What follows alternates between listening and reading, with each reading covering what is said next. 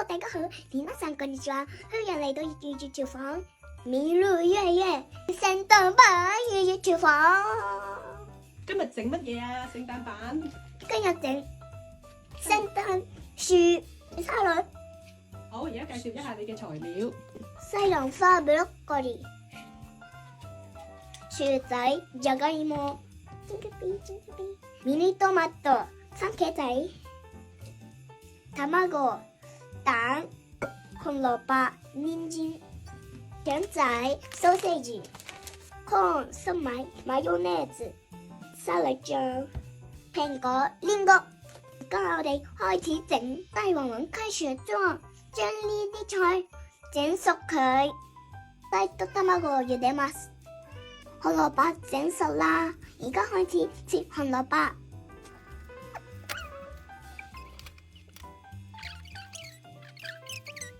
而家我哋切腸仔，切咗半啦，切4份。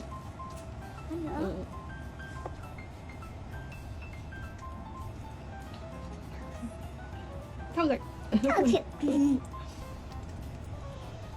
跟住切番茄，また切ります。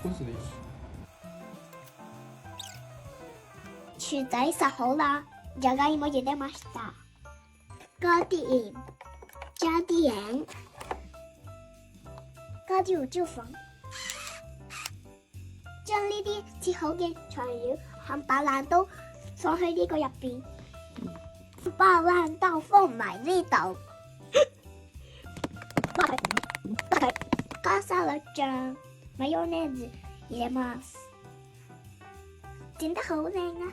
撈勻佢，混ぜ混ぜ混ぜ混ぜ。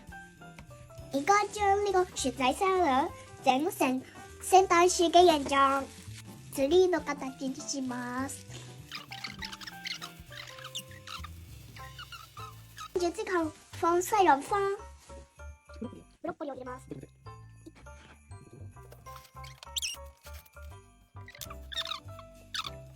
放啲番茄，最後插上蘋果星星，リンゴのお星様，愛しさリンゴ，種植好棵樹，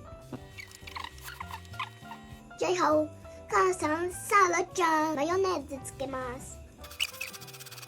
聖誕樹沙律整好啦，マスツリーできました。哇，好靚啊！噔噔噔噔噔噔噔噔噔噔噔！日本嘅兩字食肯德基。肯德基，祝大家聖誕節快樂 ，Merry Christmas！耶！今日就嚟到呢度啦，拜拜。